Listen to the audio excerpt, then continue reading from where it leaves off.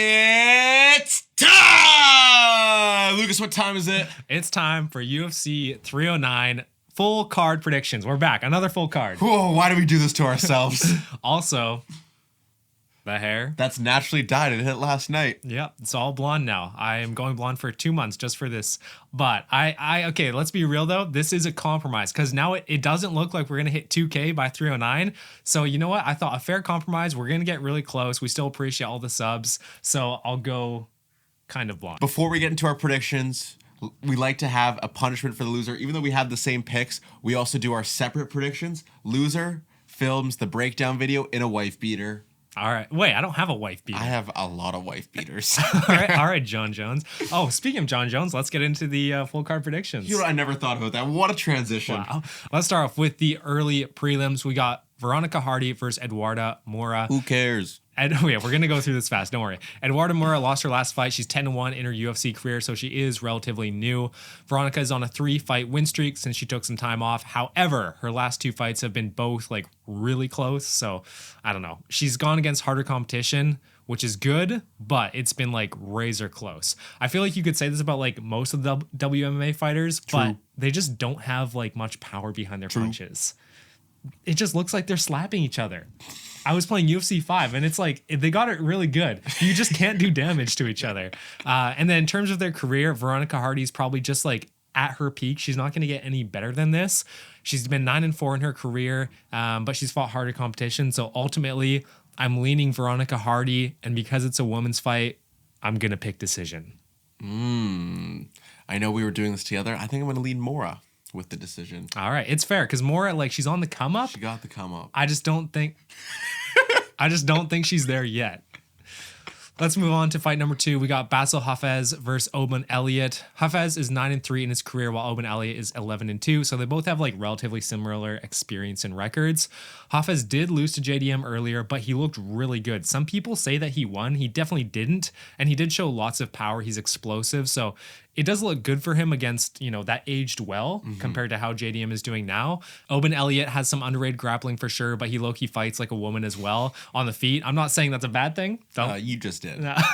But he just doesn't have like much, you know, like I said, much oomph behind his punches. So it's hard for me to pick Oban Elliott when he just doesn't really look good at all on the feet. And I think Basil Hafez can kind of like diminish Oban Elliott's grappling, if that makes sense. I think this is going to be like a round 2 TKO situation, like up against the fence, more like a Brian battle, just boom, boom, boom for Basil Hafez.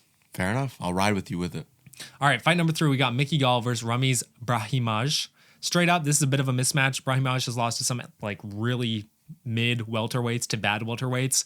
He's lost to Garimbo and Court McGee. He's also 2-3 in the UFC, so he's kind of struggling right now. Mickey Gall is super tall for welterweight. He's 6'2" and has a 74-inch reach, so I can see him like piecing up Brahimaj on the feet, and I think that Mickey Gall can keep it standing most of the time. Gall is 6-6 in the UFC, so he has a lot more experience, but he's on a bit of a losing streak. He's on a 3-fight losing streak, one of those being to Hafez, Mike Malott. Ooh, that's a bad loss. Losing to a Canadian, that's unheard of. And Alex Morona, who fights like he's underwater. So it's kind of like, I don't know, it's early prelims, what can you say? But it is funny to me how Mickey Gall is higher on the card than the person who just beat him. You know, you think you're Basil Hafez, you're like, okay, I'm moving up in the world. Nah, Mickey Gall's still above you. It's brutal. So ultimately, I got Mickey Gall. I think he can get this one done. I think he's going to get back in the win column, but it's a low confidence pick for me because it's Mickey Gall. Fight number 4 and the last fight on the early prelims. We got Marcin Tybura versus Jonata Diniz. Why? First off, why is this on the early prelims? I know, it's crazy. Let me know, because this fight's going to be a banger. 100%. Like this could be opening up the main card. Yeah. Easily.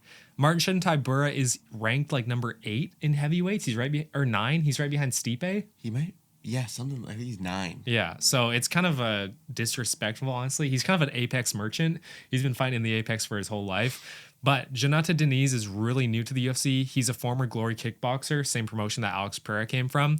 Diniz is undefeated 8-0 in the UFC, where Tybura is 25-9. So there's a massive difference in terms of MMA experience.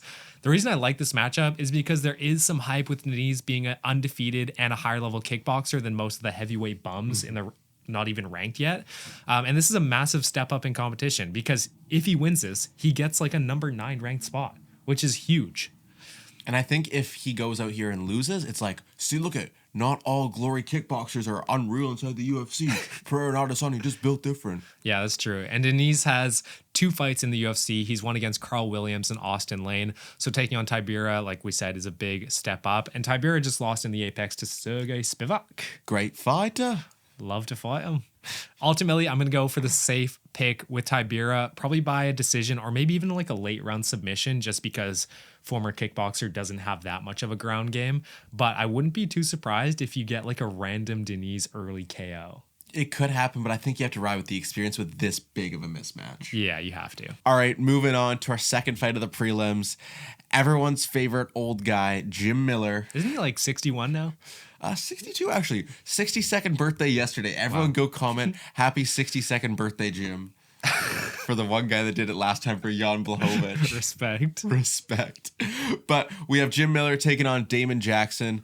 Jim Miller's 37 and 18 and a plus 145 underdog, and Jackson's 23, 7 and 1 and a minus 175 favorite. Lucas, first off, will we see our first retirement of the night from Jim Miller? I don't know. It does seem likely if he wins. I think he wants a win to go out just because of how long he's been doing it. And he doesn't even look that bad. No. For being how old he is, I'm surprised he can make the weight. Like, I can't imagine one of our dads having to weight cut.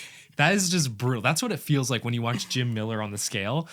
Damon Jackson, he's still decent. Like, I don't know. I'm not too hyped about this matchup. It is kind of 2 old heads going at it a little bit. But I'm surprised that Jim Miller's this big of an underdog because in his Bobby Green fight, he looked competitive. He got hurt badly and he kind of just shelled up for like the last round. But Bobby Green was ranked. Exactly. Like, a 43-year-old Jim Miller. And he showed grit in that fight. The way that he like just stayed in it for so long, I was like, pointed to the ground. I think Bobby Green did that. So if this fight does end by finish, it's likely going to be a submission. I do think this fight can be competitive on the ground, but that doesn't mean that they aren't going to trade on the feet. I think both of these guys, especially they can't do 15 minutes on the ground. Yeah, I think they got to stand up for a little bit, lean up against the cage.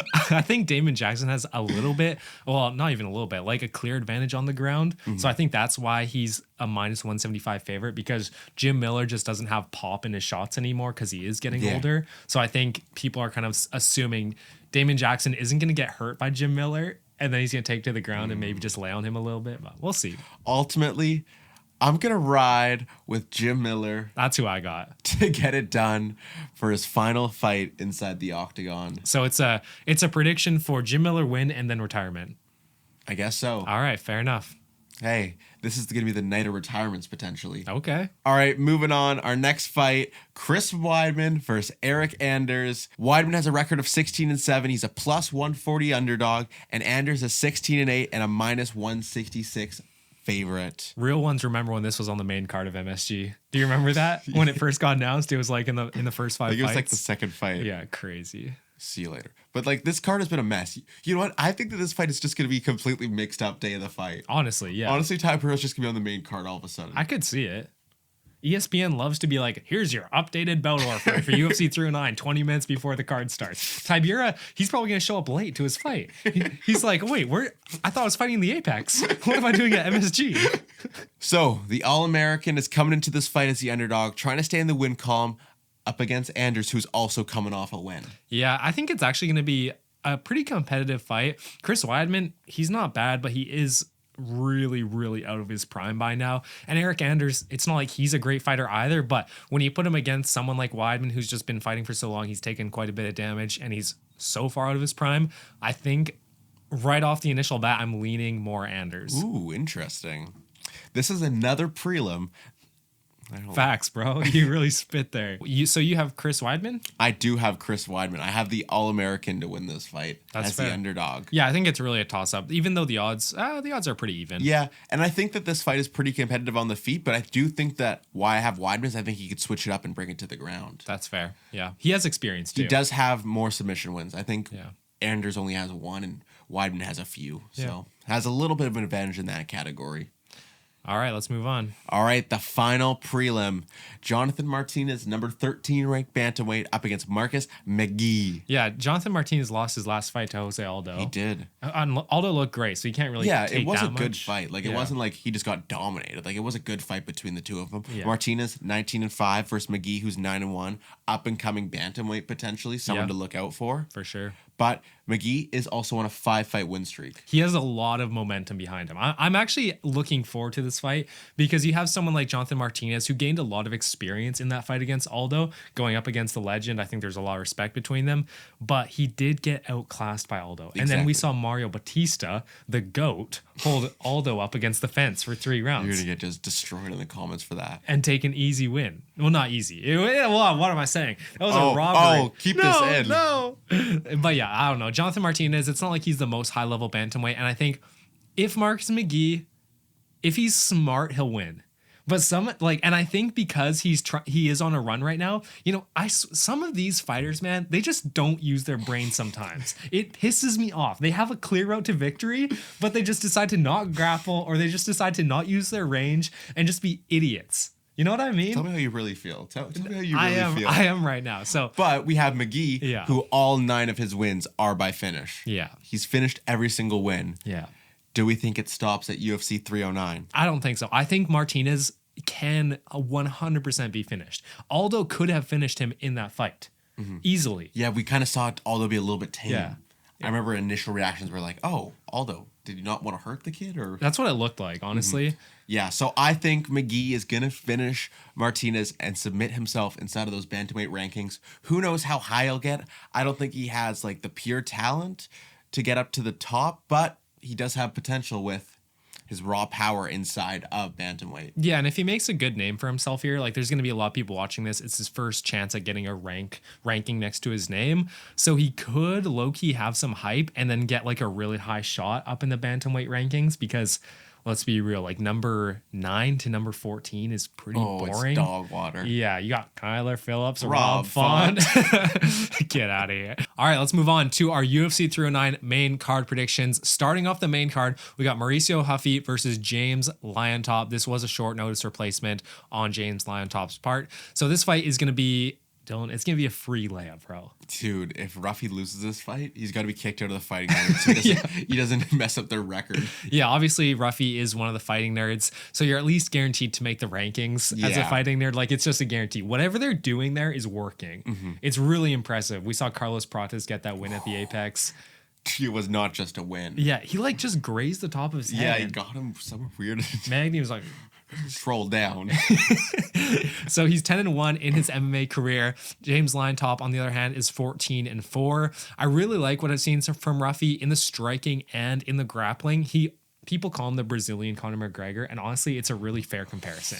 Like, I think that means like fighting style more so. Like, it's hard to compare anyone to McGregor. Like Ilya, as much as he tries to be McGregor, he's not McGregor. No, he's not. He's like one of the best fighters in the UFC, but he's not even close to McGregor in terms of like the status. Yeah, he's obviously probably a more well-rounded and better fighter in his prime. He's going to be, but I think that's not McGregor. McGregor ain't well-rounded.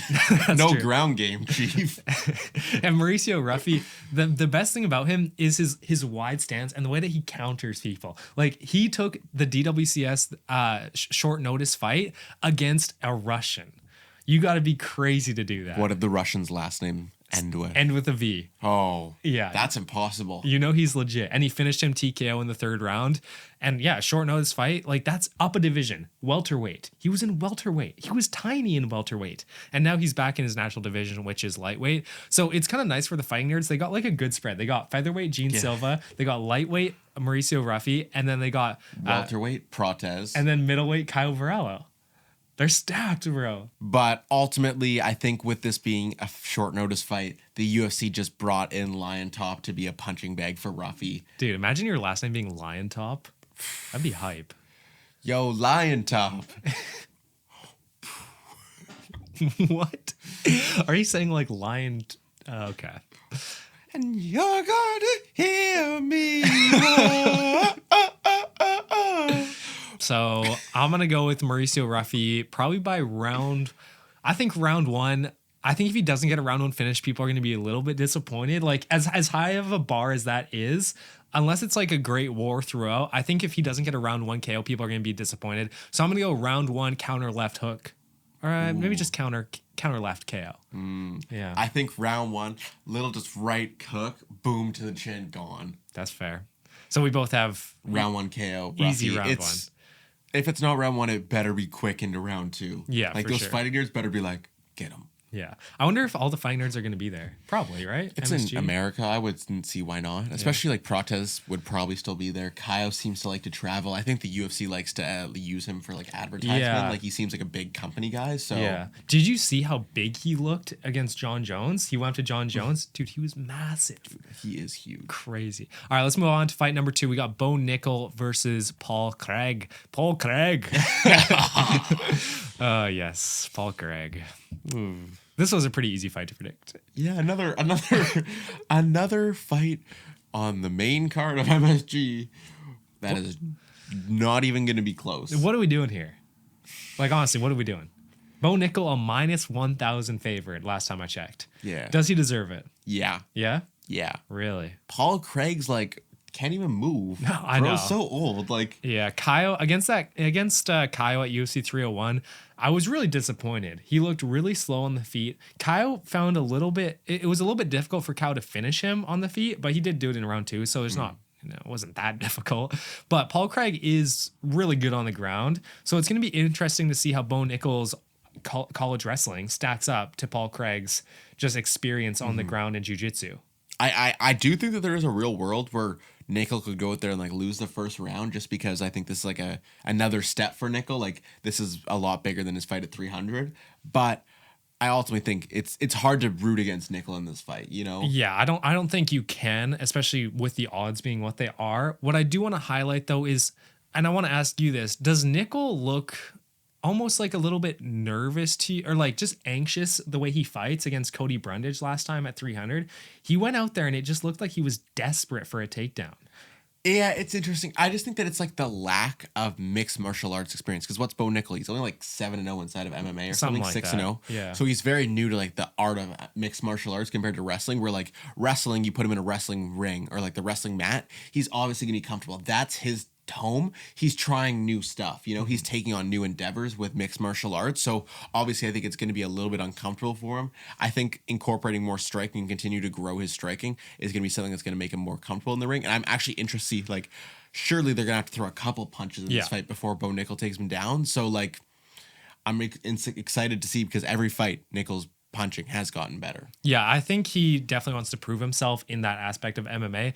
Everyone knows he's one of the best wrestlers in the UFC already without having to really prove much against top level competition. What we don't know is how good his striking is improving. So I think he's going to test himself on the feet against Paul Craig, because why not? He always has that option to shoot a double leg and recover. Yeah, that's the nice thing about being a wrestler. However, I do think there's a non-zero chance that Paul Craig fraud checks him. It's very small, but there's the chances there. Crafty vet, you know what they say. Yeah, I do think also for Bo Nickel, like, just because he has that wrestling base, he's not really going to submit Paul Craig. So there's 15 minutes where you could potentially get knocked out. We don't know what Bo Nickel's chin looks like. Yeah. You know, it's not like he's trained in mixed martial arts his whole life. I would assume it's pretty good just because he hasn't taken any damage at all. Realistically, yeah. Like, he just spends every fight on the mat. But you never know. Like, this is a fight where it's a layup for Bo Nickel. It's interesting. It'll be interesting to see where he goes next, because Kyle Barajo, after Paul Craig, got a Jared Cannonier fight. Yeah.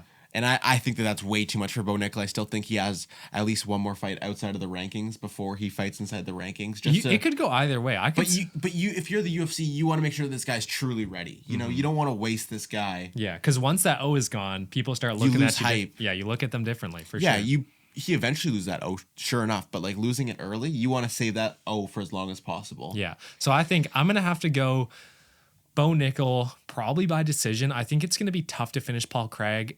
You know what? Bo Nickel could find an opening on the feet and 100% KO him, but I think it's more likely that Bo Nickel is going to try and strike with him. He's going to get tagged a couple times. Maybe he shoots for a double leg, gets a little bit scared. Not scared, but, just feels some power. And then it just goes to decision, because Paul Craig's a little bit difficult to finish. Yeah, I would agree with you. I think it's Nickel decision is pretty safe bet for this fight. Yeah. All right, let's move on to everyone's most anticipated fight of the evening. We got Vivian Araujo versus Karine Silva. There's not too much to say about this. Dylan, you pretty much just said everything that I want to say. Araujo's career is pretty much capped off, similar to what we said for the very first fight of the night, that women's fight. It's the same thing. Vivian Araujo's career, she's not getting any better or improving. And I think a lot of that is due to the coaching in WMMA. Like, it seems like a lot of the coaches just don't really care about their pupils. Well, I think they also play into the women's MMA style. Yeah, let's get the decision win. Just do enough. Yeah, you're ahead on the scorecards. Yeah, just do enough. Point fight it. Yeah, you got one more significant strike. That's a win for you in that first round. 5-6 on significant strikes. Way to go. Yeah. So it does suck, but I think it's kind of a product of women's MMA fighters being just coached by like their boyfriends or their dads. Yeah. It's just a weird relationship. Like, do they even want to be there? Most of the time it looks like no. Well, half the time they're like kissing their coach. Like, that stuff, like, we only see out of Drickus, and then you're like, oh, I guess that's their boyfriend. Yeah. You know, like it's just like an odd relationship. Oh, yeah, you suck right now. You need to turn up. That hurt my feelings. Yeah, and then you have like relationship problems. Like, it's just brutal. Anyway, so similar to what you said in the first fight, I think that Karine Silva is going to be on the come up right now. She is just a little bit more hype behind her. She's on the rise. I'm going to go with Karine Silva. I don't really know what else to say. Don't call us casuals for being like, oh, you don't know who Karine, you don't know Karine the GOAT. Silva decision here. You heard it right now. Yeah. Parlay this with Bo Nickel decision, and then also a Ruffy round one, or Ruffy KO. Yeah. All right, let's move on to the co-main event. We got Charles Oliveira versus Michael Chandler. This is why I have the blonde hair. We made a video about this. Go watch the video if you want to know a little bit more about the ins and outs of this fight. Wait, is this not Charles Oliveira beside me? Whoa, funny guy. I even got the shirt, so I'm dripped out for Charles. Someone actually messaged me on our Instagram and was like, hey, where's that shirt that Lucas is wearing from, the Charles one? And I was like, Riz. I was like, oh. Damn. What did you like to know, little buddy? So this is the fight I think everyone's most excited about. Judging by their first fight, this has to be a banger. Yeah, like it's just like, I think part of the reason that we think it's gonna be so good is just how unpredictable it's gonna be. Like, we truly don't know what their game plan is gonna be for this fight. Like, I think obviously there's like some things, like Chandler's obviously gonna try to blitz in, and Charles is obviously gonna try to take Chandler's back eventually, but like, we don't know what's gonna happen surrounding all of that. I wanted to ask you a question because it's been a couple years since they first fought. It's even been a couple years since Chandler's fought at all. Do you think that either of their styles, Oliveira's or Chandler's, has changed over the last couple years since they fought? Honestly, not really. Like, I think no for Charles, for sure. I think Charles is always going to be the same kind of fighter. But like, I'm not sure with Chandler, just because he's had such a long layoff. Who knows what he's been doing, you know? Yeah. If you're in the ring practicing to fight McGregor, how much like are you practicing your jiu-jitsu? Submission defense from McGregor, non-existent. Yeah. You never have to worry about that. So who knows how much that's going to play a factor if he has just done no submission defense for the last 2 years. Yeah, but like we talked about in our video specific on these guys, he's always been good at wrestling. Yeah. He always has that explosive power. So I'm not like too worried about it. But I do think it's just going to be a brawl again, right? Chandler, I don't know if Chandler has it in him to be patient. Like, I think he goes in there being like, okay, I'm really gonna lock in this time. I'm gonna go in. I'm gonna just have my guard up, wait a few seconds, but then he just has to blitz in and brawl. It's just who he is, which isn't a bad thing. No, but I also think on the other side, if you're Charles's coach, you got to tell him. You got to be like, we remember what happened last time. He came in hot early. If you can escape that first round, things are looking a lot better for you. 100%. You know, you get out of the first with him. Yeah. You just play it slow. Eventually, he's gonna gas out, and it's gonna be a lot easier to take his back, and then you can just submit him. Yeah, well, Chandler and McGregor are two of the most dangerous fighters in the first round, which is why that fight was going to be so exciting. So I think Oliveira, he has an opportunity to really show his experience and how he's improved since that last fight, because he got clipped 3 times in the first round, and it really, I mean, it wasn't a bad look because Michael Chandler is a higher level opponent, but it's not a great look either. It's not like Michael Chandler's a championship level fighter. Exactly. Like we said in our other video, you can't say that you're not a little bit worried for Charles, just because Chandler can be dangerous. You know, like, he can land a couple strikes, and Charles is prone to getting clipped a few times a fight. And like, like last fight, if that ref could have easily stopped that fight. Yeah. And I think what helps Oliveira in those situations is he gets clipped so much, but then people never want to follow him to the ground because it's just too dangerous, even from the bottom. That's true. That's true, because all you do, and then 5 seconds later, gone. Yeah, I think Charles is probably going to get caught at least once, maybe even twice in this fight. But I do think he's really going to be more conservative. He's going to have his guard up, hopefully, so he doesn't get just caught with a big overhand. I think Chandler's just going to go in there spamming the same button, overhand combination, overhand, overhand, overhand. It's probably going to be very similar to the first fight. But are we going to see Chandler be a more conservative version of himself? I doubt it. I doubt it. You can say as much as you want if you're Chandler before the fight that you're going to be conservative, but once you're in the ring, everything goes out the window. Yeah. Yeah. So I think it's probably, honestly, I'm going to go the exact same as how it went last time, except I'm going to go submission for Oliveira. I'm going to go round 2 submission for Charles. Well, that's what I kind of liked. I think I'm going to stay round 2 submission for Charles. It just what makes the most sense. Yeah. Could be a TKO. Yeah, like some ground and pound, some nasty elbows on the ground, but yeah, you never know. Yeah. All right, let's move on to our final fight of the evening, the heavyweight championship. It got canceled once before, but we're finally back. Jon Jones versus retire home senior citizen Stipe Miocic. Lucas, why aren't you excited for this fight? Heavyweight GOAT versus light heavyweight GOAT. Go to the UFC. Why aren't you excited? I'm tired. I'm tired of this fight. I'm tired of hearing about it. I'm tired of the fake buildup. It's just cringe. The buildup is... it's just cringe. Yeah, I never thought about it. I actually am excited for this whole thing to be over. Yeah. I just want to know what's going to happen in the future. And I know for a fact Jon Jones will be like, oh, we'll see what happens. Just wait till we get to my Hail Mary. I got a good Hail Mary. Okay, I'm excited. But yeah, what are we going to talk about how Jon Jones is legitimately ducking Tom now? Before it was just not... What do you call Their it? timelines didn't match up, we just never schedules didn't work. Yeah, but now he's like, oh, I'll vacate the heavyweight belt if I get to fight Pereira for a BMF. Yeah. Bro, what? What? That's not even a real belt, bro. Yeah. No one ever said that this was what? It doesn't make sense. Just making stuff up. Yeah. So I hope he does continue to fight because it's Jon Jones. He's one of the biggest names in the sport, and there is still big fights for him. So I don't want him to retire, but at the same time, I'm done with him being stuck up and being privileged and entitled. I'm just done with it. Either fight the hardest competition or get out of the sport. You're the champion. Yeah, you have a job to do.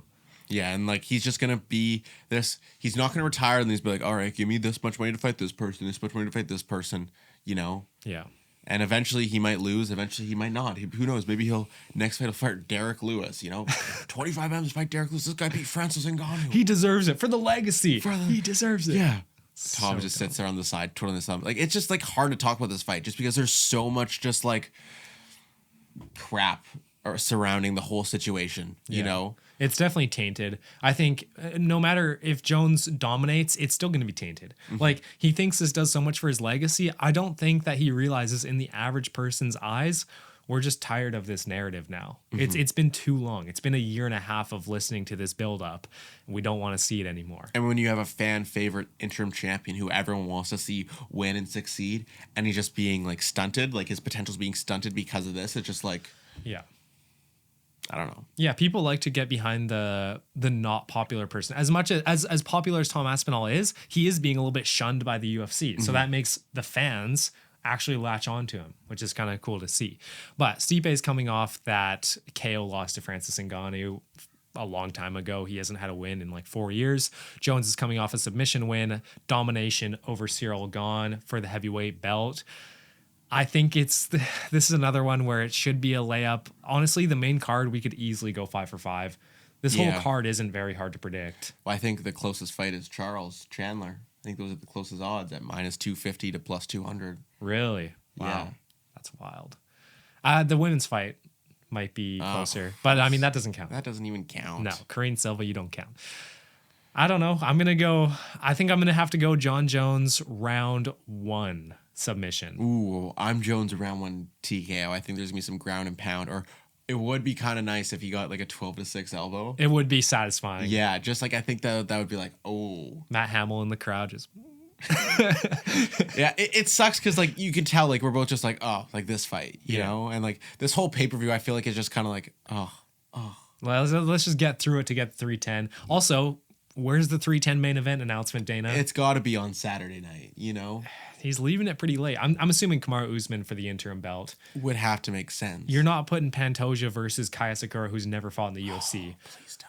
Also, I am sidetracked, but Kaya Sakura, I don't think I have confidence in him anymore at all. We saw what's his name? De Ridder, who just fought on the Apex. Oh, yeah. Double champ, struggled against GM3, life and death against Gerald Mearshart, double champion in Ryzen or won. I don't have any confidence in any other promotions anymore. The cooked. Time to get to our good surprise, our bust of the night, and our Hail Mary, Lucas. Who's your good surprise? Biggest good surprise. There's a lot to choose from. Honestly, there's a lot of massive favorites. Going Jones is too boring. So I am going to have to go with Marcin Tybura. Ooh, interesting. I think he's going to just show levels. He's going to show experience. I'm going with McGee for my good surprise. I do think that he's going to get another finish win over a ranked opponent in Martinez. That would be huge. Mm-hmm. All right, now let's move on to your bust of the night. Dylan, who's your bust of the night fighter? Michael Chandler. I just think we're going to see same old Chandler. Yeah. And you know what? I could really eat my words. Like, this is a risky bust of the night pick, but I just think that we're going to see the same old Chandler. For my bust of the night, do the busts of the night have to lose to be bust of the night? Or can they like win but look really bad? Yeah, that's fine. Okay, I'm going to go Bo Nickel. Because if you look at the surrounding odds, minus 1,000 favorite, I don't think he's going to look like it.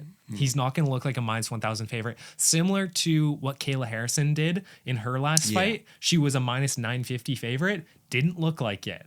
I would put her at minus like 400, minus 300. So I think Bo Nickel, he's going to look good. He's going to get the win. But man, it's going to be a lot closer than people think.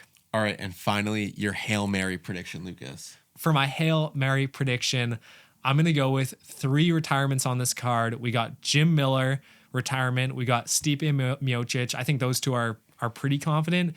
And then we got John Jones. Ooh. Maybe. That's my Hail Mary. Screw it. My Hail Mary, John Jones wins the fight, takes their microphone. What's next for you, John? It's not Tom Aspinall. Conor McGregor. It's not Alex Pereira. Calls out the PFL heavyweight champion, Francis Ngannou. I could see it. Just to add to the memes of ducking Tom. I can see it. Just fighting people for other promotions. I don't even think this is going to happen. I just think it was funny. Like, if he did do this, I would be like, oh, clip this, timestamp it. Cinema. And they could make that fight. No, they wouldn't. Dana hates Francis, bro. Dana hates Francis. It's so weird. Anyways, that's going to do it for our UFC 309 main card predictions. Dylan, final thoughts. I can't believe it's over. Take that wig off. Oh, I have a hairnet on. Lunch lady. Guys, trust me, it came with the wig. I don't wear that normally. All right, that's going to do it for us today. What do you guys think about UFC 309? Drop your predictions in the comments, and we'll see you guys next time. Peace. See ya.